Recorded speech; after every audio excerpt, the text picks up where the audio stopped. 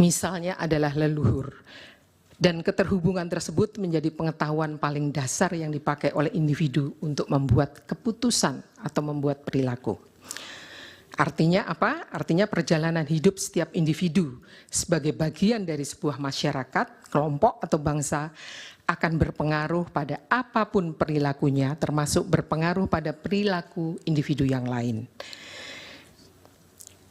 Penalaran ini dalam wilayah kajian psikologi sosial justru tidak pernah bisa dipetakan secara jelas, terang benderang, sebagaimana dalam skema sebab akibat sebelumnya. Dan berbeda juga mesin penggerak mekanisme mentalnya.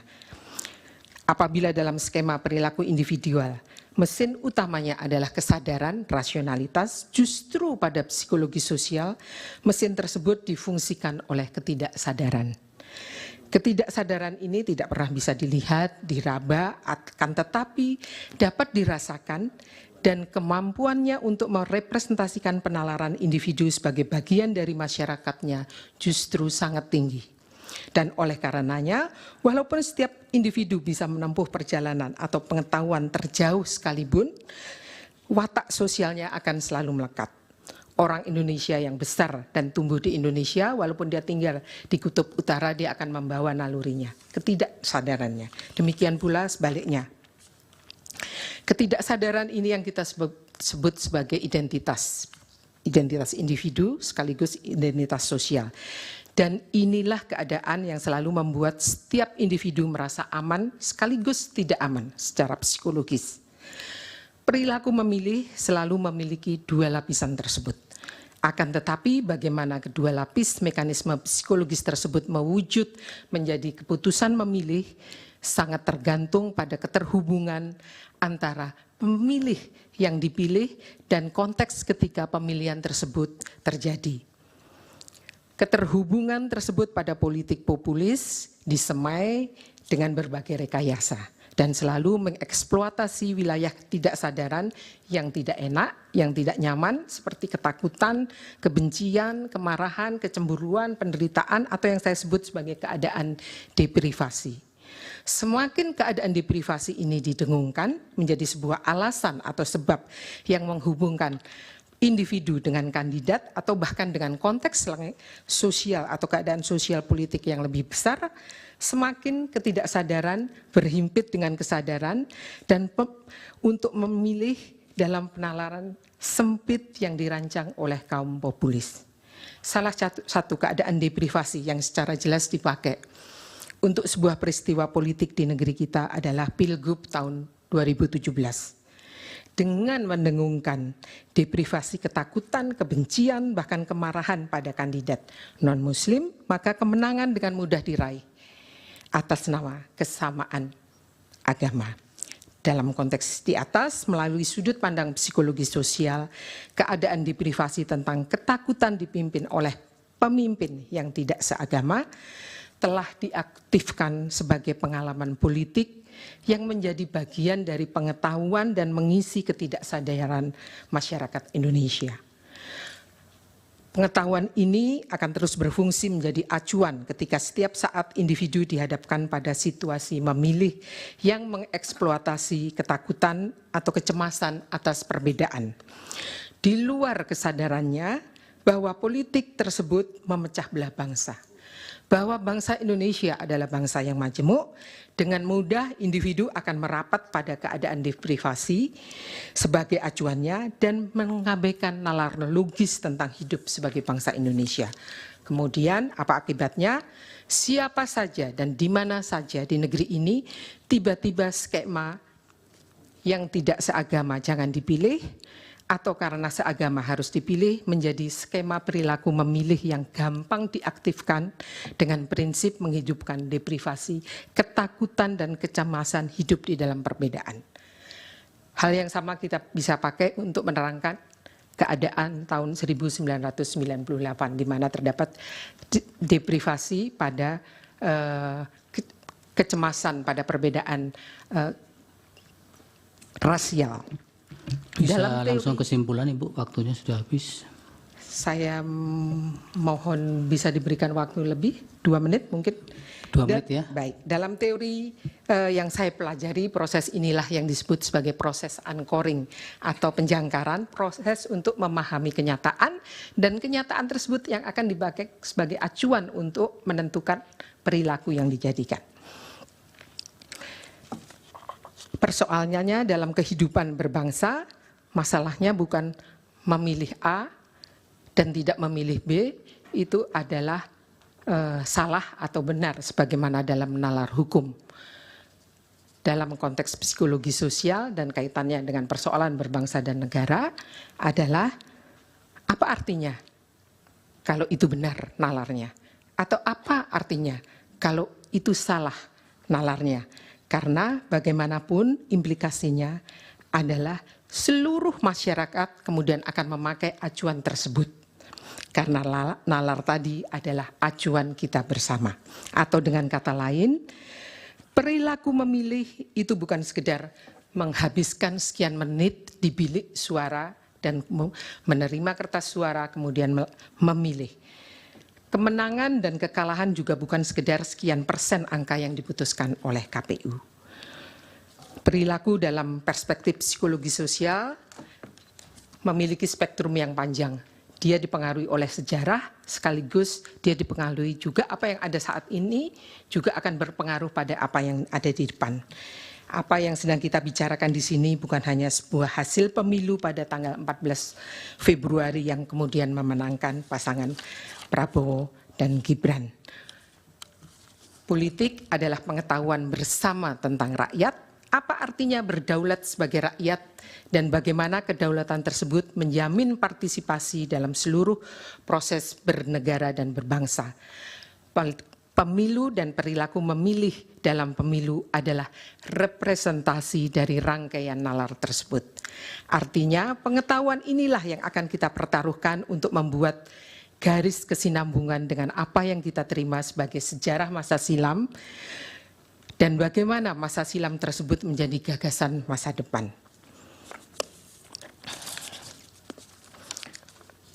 Politik populis, saya bisa satu paragraf, Pak? Ketua, baik. Politik populisme yang dipakai dalam pemilu 2024 baik secara resmi maupun tidak,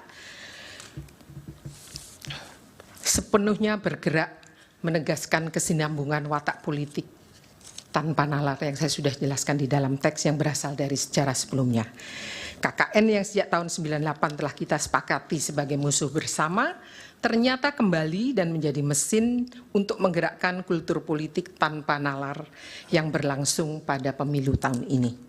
Kemenangan yang kemudian diperoleh baik oleh Presiden dan Wapres terpilih ataupun oleh legislator adalah penanda bukan hanya sekedar kegagalan dan kerusakan sistem politik di Indonesia. Kembalinya KKN dan kemenangan tersebut adalah wajah sebenarnya dari kematian kedaulatan dan menghilangnya rakyat sebagai penguasa politik yang sebenarnya. Kematian tersebut juga menegaskan matinya arah mata angin pada haluan politik yang akan kita jadikan rujukan bersama. Untuk dan atas nama kepentingan menegakkan kembali kedaulatan rakyat sebagai kebenaran publik, sebagai pengetahuan rujukan tentang menjadi Indonesia, maka kesaksian ini kami ajukan. Terima kasih. Ada pertanyaan dari? Ada yang mulia, saya dan rekan kami Yanwar akan mengajukan 1 atau 2 pertanyaan. Nah, saudara ahli banyak menjelaskan mengenai keadaan deprivasi. Kalau saya melihat deprivasi dalam konteks sebab dan akibat, ya, hubungan kausalistik, ya. Ini deprivasi kelihatannya menjadi akibat, ya, dalam satu pola hubungan. Tadi disebutkan deprivasi itu antara lain bisa dalam bentuk ketakutan, dalam bentuk kecemasan atau alienasi misalnya. Nah, yang saya ingin tanya, ya, kepada ahli adalah kaitan deprivasi itu dalam hubungannya dengan voting behavior, perilaku pemilih. Sejauh mana deprivasi itu mendikte, menggiring, ya, pemilih yang deprived, yang berada dalam deprivasi itu untuk pilihan-pilihan yang sudah ditentukan atau diarahkan. Nah ini pertanyaan teoritik ya, tapi mungkin juga ada contoh-contoh empirik ya dari hal semacam ini. Kalau bisa dijelaskan, terima kasih. Mohon izin Yang Mulia, saya lanjutkan. Silakan. Saudara ahli, saya akan bertanya pada persoalan yang faktual yang sebenarnya sudah bukan menjadi sudah menjadi pengetahuan umum di publik, di masyarakat. Ketika Presiden Joko Widodo di dalam acara peresmian sebuah pesawat di Lanut Halim Perdana Kusuma, Presiden Joko Widodo menyatakan bahwa Presiden boleh berkampanye. Di dekatnya banyak pejabat-pejabat militer. Apakah perilaku atau ucapan Presiden Joko Widodo dalam acara di lingkungan militer itu dapat menciptakan deprivasi? Karena acara yang dilangsungkan itu tepat pada saat dilakukannya masa-masa kampanye. Kemudian soal deprivasi lagi, saudara ahli psikologi sosial. Dalam setiap kunjungan Ganjar Pranowo atau pasangan calon nomor urut 2 di satu wilayah, tidak berapa lama kemudian diikuti oleh Presiden Joko Widodo di tempat yang sama. Kembali lagi membagikan bantuan sosial yang lagi-lagi menjadi isu terus-menerus. Apakah perilaku Presiden Joko Widodo dapat menimbulkan deprivasi di masyarakat kita? Yang ketiga, saudara ahli psikologi, saudara ahli, saya ingin bertanya pada saudara terkait dengan pragmatisme politik rakyat. Kembali saya mencontohkan soal statement-statement Joko Widodo yang kita tahu tidak konsisten. Bahkan seringkali publik melalui media sosial menganggap sebagai kebohongan. Satu, soal mobil SMK. Kemudian yang lain, kalau dalam konteks pemilu ini, Presiden Joko Widodo menyatakan anaknya tidak mungkin mencalonkan diri. Atau dulu anaknya tidak mau berpolitik, lebih senang berusaha, berbisnis. Nah, apakah perilaku atau ucapan-ucapan Presiden Joko Widodo itu dapat mempengaruhi perilaku politik rakyat sehingga rakyat menjadi ikut tidak konsisten, kemudian tercipta pragmatisme politik di kalangan rakyat akibat ucapan dan perilaku yang ditunjukkan oleh Presiden. Cukup, Ketua Baik. Majelis. Bawaslu itu tidur, Pak Ketua.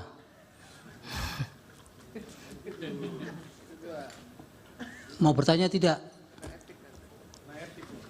Baik, dari pihak terkait. Terima kasih Yang Mulia. Nanti. Saudara ahli, sepanjang yang kami simak keterangan saudara di persidangan ini, apakah benar saudara ahli psikologi sosial? Betul. Pertanyaan saya, apakah saudara ahli itu cukup paham tentang konsep hukum yang dimaksud di dalam Undang-Undang nomor 28 tahun 1999 tentang penyelenggaraan negara yang bersih, bebas, kolusi, korupsi, dan nepotisme. KKN itu adalah sebuah konsep hukum dituangkan dalam undang-undang. Apakah saudara cukup paham konsep hukum itu sehingga saudara berani mengambil satu kesimpulan bahwa KKN yang kita benci sekarang kembali lagi? Atas dasar apa saudara menilai itu? Berdasarkan keahlian saudara atau itu hanya satu pandangan yang sama seperti pandangan orang awam pada umumnya? Terima kasih. Kami lanjut, Yang Mulia. Boleh. Ya, saudara ahli, ini berkaitan dengan keahlian saudara sebagai psikologis sosial ya, kalau tidak salah ya. Saya ingin dapat gambaran dari optik teoritik ya, ingin dapat gambaran dari optik teoritik Tadi kalau tidak salah kami mencoba untuk meng-underline satu statement penting dalam persidangan ini, politik tanpa nalar. Jadi seolah-olah resultante dari pelaksanaan politik kita hari ini dengan segala hasilnya, segala implikasinya itu, barangkali basisnya itu mungkin sebagian besar itu tanpa nalar. Kalau ini berkaitan dengan preferensi politik. Sebagaimana yang kita ketahui, kaidah pelaksanaan pemilu kita yang sangat esensial saat ini, salah satunya adalah rahasia. Kita nggak pernah tahu orang itu memilih siapa, dengan dasar apa, dengan motivasi apa. Sehingga bagi kami sedikit janggal kalau andaikan itu bisa diterabas secara teoretik untuk bisa kira-kira ada bangunan argumentasi seperti yang disampaikan itu untuk bisa mencerahkan kita. Itu dari mana asal dasarnya seperti itu? Mungkin kami ingin mendapatkan penjelasan dari saudara ahli. Terima kasih. Baik, dari termohon ada pertanyaan? Terima kasih majelis kepada ahli. Pertanyaan utamanya atau pada pokoknya adalah dalam teori voting behavior atau perilaku memilih itu ada dua faktor yang sangat berpengaruh. Tadi ahli menyatakan banyak pengaruhnya karena faktor deprivasi relatif. Tetapi ada juga secara teoritik yaitu predisposisi, sesuatu yang sudah tertanam di dalam benaknya pemilih ya. Misalkan begini, persepsi tentang bahwa Jokowi itu orang baik, maka kemudian orang yang didukung oleh Jokowi adalah orang baik. Ketika ada persepsi tentang apa yang dilakukan Jokowi jelek, maka kemudian ada perlawanan terhadap orang yang menyatakan Jokowi jelek. Yang berikutnya juga, sebagaimana sudah saya tanyakan juga pada ahli yang kemarin, bahwa dari pemilu presiden sejak 2009, 2014, 2019 sampai 2024, satu-satunya orang yang selalu muncul dalam pilpres itu adalah namanya Prabowo Subianto. Sehingga bisa jadi itu masuk dalam kategori predisposisi pemilih, bahwa nama itu sudah tertanam sejak lama dalam benak pemilih. Pertanyaan saya, apakah semata-mata perilaku memilih dipengaruhi oleh deprivasi relatif? Apakah kemudian faktor predisposisi yang tertanam sejak lama tidak berpengaruh? Saya kira itu. Terima kasih. Dari hakim ada? Cukup. Silakan Ibu. Baik, terima kasih. Sebelum saya menjawab, mungkin saya harus memberi penjelasan tentang pengertian deprivasi. Pengertian deprivasi itu untuk memberi koreksi juga kepada tim hakim dari tim pemohon. Karena deprivasi itu sebetulnya asumsinya secara psikologis kita itu hidup di dalam keseimbangan psikologis. Jadi begitu seimbang, ini yang paling sederhana. Begitu terjadi keadaan tidak seimbang, maka terjadilah keadaan deprivasi. Jadi deprivasi itu justru sebab, bukan akibat. Justru karena dia sebab, maka di dalam politik, seperti yang dibilang, saya butuh, saya beli, saya ingin, saya beli. Oh, saya takut, saya memilih. Jadi deprivasi adalah keadaan yang diasumsikan sebagai keadaan negatif.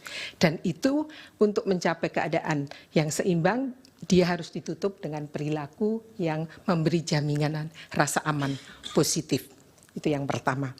Saya mungkin akan menjawab dari pertanyaan terakhir dulu, karena itu berkaitan dengan deprivasi dan juga tentang penjelasan sebagai psikolog sosial. Justru yang saya ingin katakan, kami bekerja dengan asumsi bahwa individu itu bukan mesin.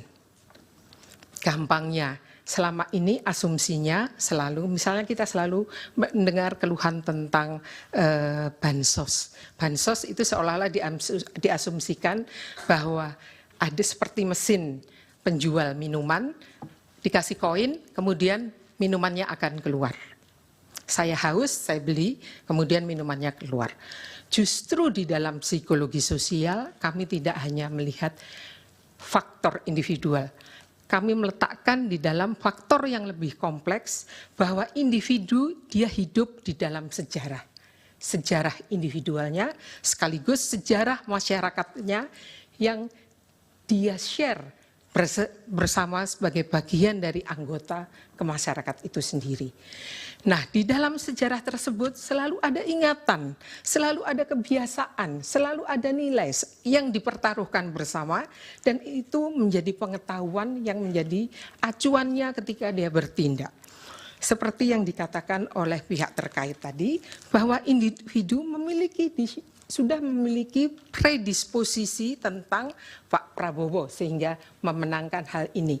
Justru hal ini yang ingin saya juga terangkan, bahwa dalam proses berpikir itu enggak semata-mata sebab akibat, tetapi juga dia dibentuk oleh kebiasaan.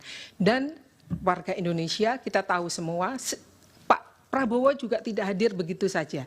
Dia punya sejarah 2 kali menjadi kandidat presiden, sekali menjadi kandidat wakil presiden, kemudian sekarang menjadi pemenang. Yang menarik adalah individu itu adalah individu yang cerdas. Rakyat itu cerdas. Cerdasnya di mana? Dia melihat, dia hidup di dalam sejarah kehadiran Pak Prabowo dalam panggung politik. Dan kita semua tahu apa sejarah tersebut. Dalam dua kali pemilihan sebelumnya, Pak Prabowo menunjukkan naluri berkuasa yang sangat agresif. Naluri tersebut tiba-tiba hilang begitu beliau kalah pada tahun 2019 dan masuk menjadi tim pemerintahannya Presiden Jokowi. Selama 5 tahun, agresivitas itu seperti dijinakkan. Dan apa yang kita lihat kemudian, Pak Prabowo kehilangan agresivitas kekuasaan yang kita kenal sebelumnya. Tiba-tiba dia berasosiasi dengan ketokohan Pak Jokowi, yang belusuan, yang kalem ini. Dan dalam akhir periode pemerintahan Pak Jokowi, beliau menyatakan akan meneruskan seluruh politik yang pernah dijalankan Pak Jokowi. 1. Jadi kita melihat ada proses perubahan atau penjinaan dari agresivitas kekuasaan sebelumnya melalui keikutsertaan Pak Prabowo pada pemerintah ini. Tiba-tiba sejarah berevolusi dari agresif menjadi kalem. Dan yang kalem ini kemudian diikuti juga dengan seluruh proses pada pemilu yang kita lihat Pak Prabowo berjoget.